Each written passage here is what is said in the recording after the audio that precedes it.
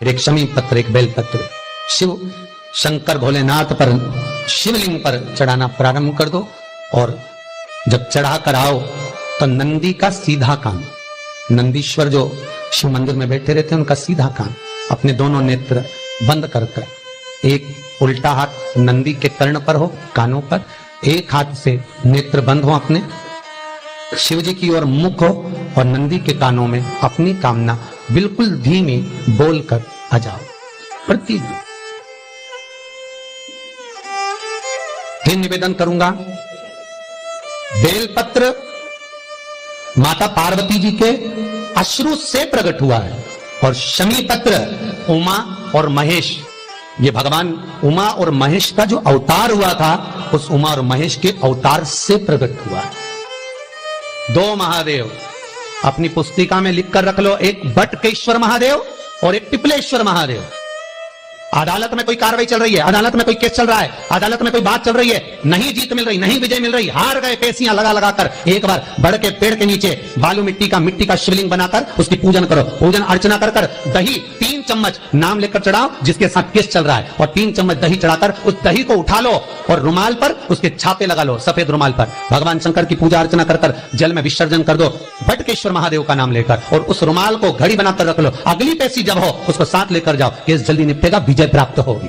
मात्र 3 सोमवार करिए बटकेश्वर का स्मरण। उसी तरह पिपलेश्वर महादेव, कितनी भी बड़ी जिंदगी में रोग हो, चाहे कैंसर जैसा हो, लीवर हो, किडनी हो, कितना भी बड़ा रोग हो, भगवान पिपलेश्वर महादेव का स्मरण करिए। पीपल के पेड़ के नीचे शंकर भगवान के शिवलिंग का निर्माण कर कर उसकी पूजन अर्चना करिए, उस पर शहद चढ़ाइए। पीपल का वृक्ष, आंवले का वृक्ष, शमी का वृक्ष, बेलपत्र का वृक्ष, ये औषधि पूर्ण है महाराज। डॉक्टर ने कह दिया डायलिसिस कराना जरूरी है, तो एक बार इस शिव महापुराण का उपाय जरूर करना। डायलिसिस कराने से पहले 5 छोटे छोटे पीपल के पत्ते लेना, शंकर जी का शिवलिंग का निर्माण पीपल के पेड़ के नीचे करना, मट्टी का पार्थिव शिवलिंग निर्माण कर कर उसकी पूजन कर कर बेलपत्री 5 चढ़ाकर 5 पीपल के पत्ते, 5 शमी के पत्ते शंकर पर चढ़ा देना, आरती पूजन करना। शमी का पत्ता बेलपत्र छोड़कर 5 पीपल के पत्ते उठा लेना।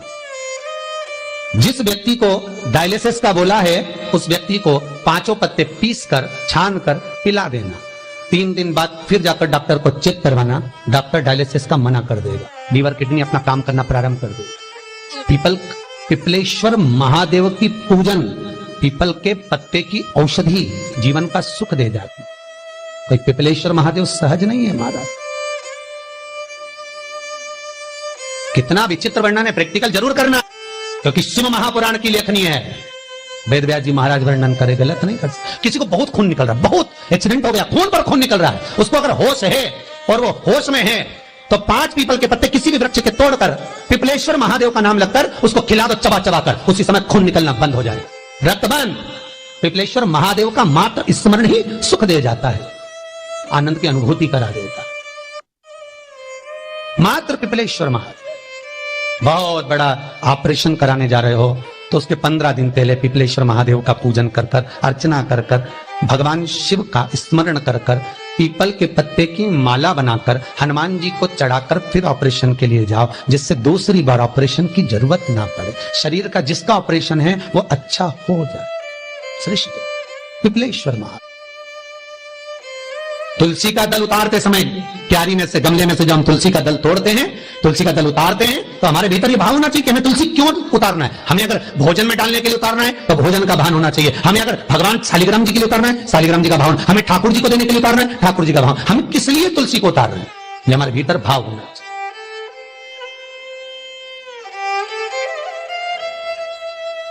अब कई लोग तो एक बार तुलसी को उतारते हैं, बस वृक्ष पे से उतारना है, पौधे पे से तुलसी उतार ली, और उतारने के बाद वही तुलसी विचार करा कि इसी को भोजन में डाल दो, इसी में ठाकुर जी के सामने रख दो, इसी में से परिंडे में डाल दो, इसी में से पंचामृत में डाल दो। तो तुमने उतारी किसके लिए है? पहले उसका समर्पण होना चाहिए।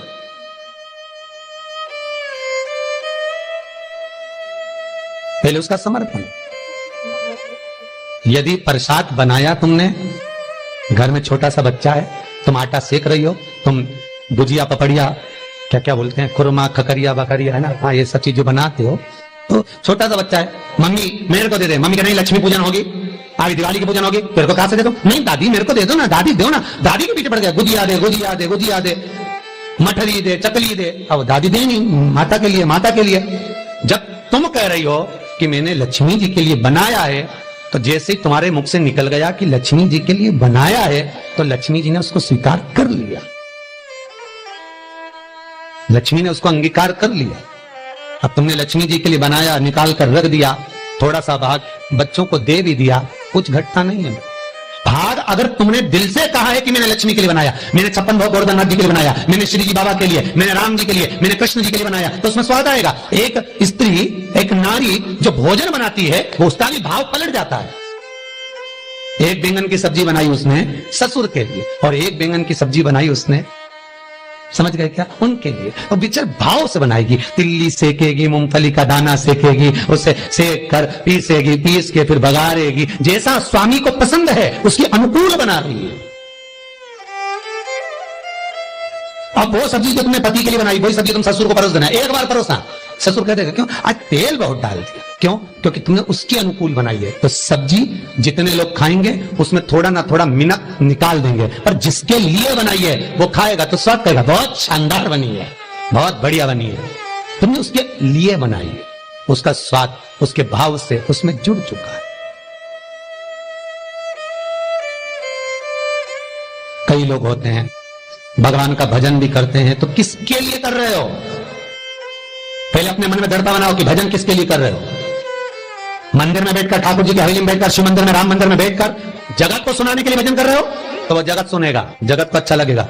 अगर तुमने काम के लिए, राम को रिझाने के लिए, ठाकुर को रिझाने के लिए, यमुना जी को रिझाने के लिए गा रही हूं, तो वो भगवान स्वीकार करेगा। दिल से दिया जाए, भाव से दिया जाए। हेलो दोस्तों, श्री शिवाय नमस्तुभ्यम। हमारा वीडियो पसंद आए तो लाइक करें, शेयर करें एंड